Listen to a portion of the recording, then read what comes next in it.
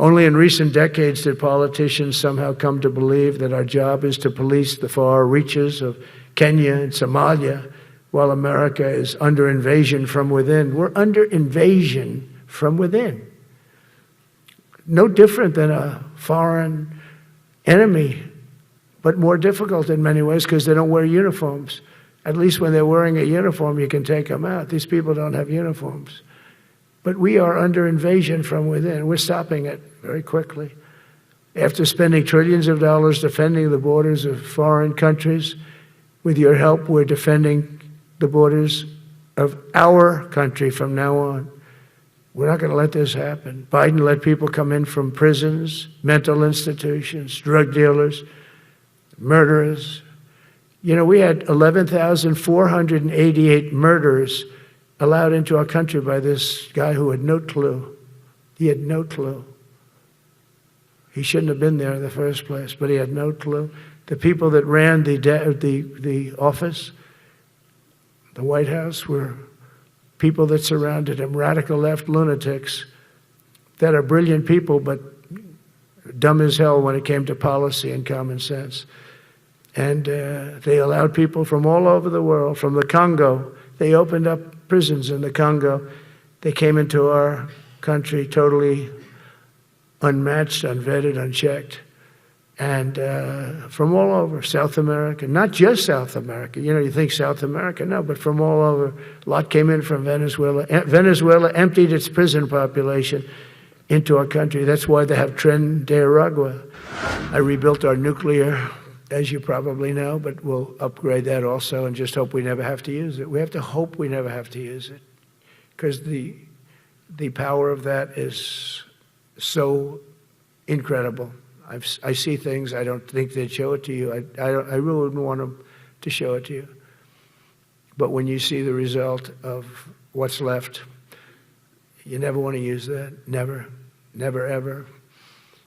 We were a little bit threatened by Russia recently, and I sent a submarine, nuclear submarine, the most lethal weapon ever made.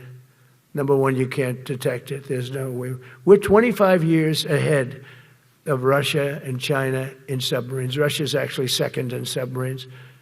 China's third, but they're coming up. They're coming up. They're way lower in nuclear too, but in 5 years they'll be equal. They're coming up. And you don't have to be that good with nuclear. You could have 1/20th what you have now and still do the damage. That would be, that'd be so horrendous.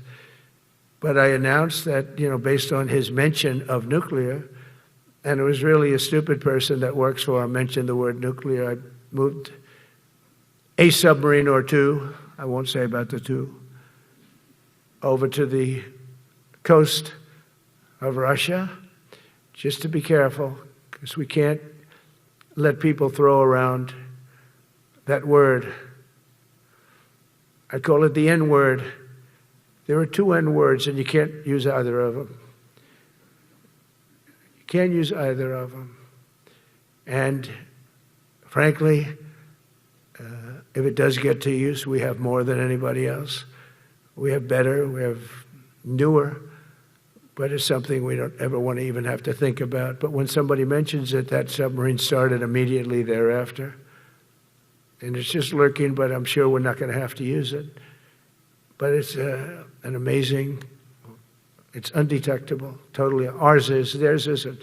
Theirs are totally detectable. We can detect them easily. We go right to the spot. But we have genius apparatus that doesn't allow detection. It doesn't allow detection at all by anybody above water or below water. It's incredible. We're way ahead of everybody in that and other things.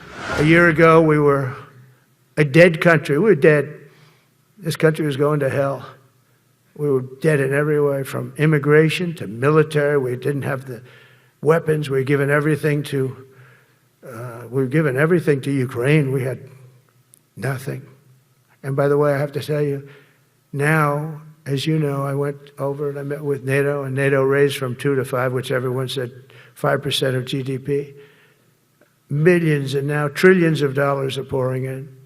They didn't pay the 2% because they know we were there to pay it. And now they paid the 5%. That's trillions of dollars. And we're not spending any money on that war, not 10 cents. We sell our equipment to NATO. NATO pays us for the equipment, and they give it to Ukraine or whoever they give it to. They can keep it, but we're not involved. We have no money going out. Biden gave $350 billion. Not sustainable, $350 billion. And we have a war that should have never started. But we're not doing that anymore. So I just want you to know we're selling equipment. Our people are buying equipment. They are buying the equipment at full price, a fair price. So I don't want to say we're making money because I don't want to be making money on a war. It's too many people dying. They're losing 7,000 soldiers a week. A lot of them are Russian soldiers, but between the two countries. So I think we'll get that done, but that's turned out to be the toughest one. I'm so disappointed in President Putin. I thought he would get this thing over with. He should have had that war done in a week. And I said to him, you don't look good.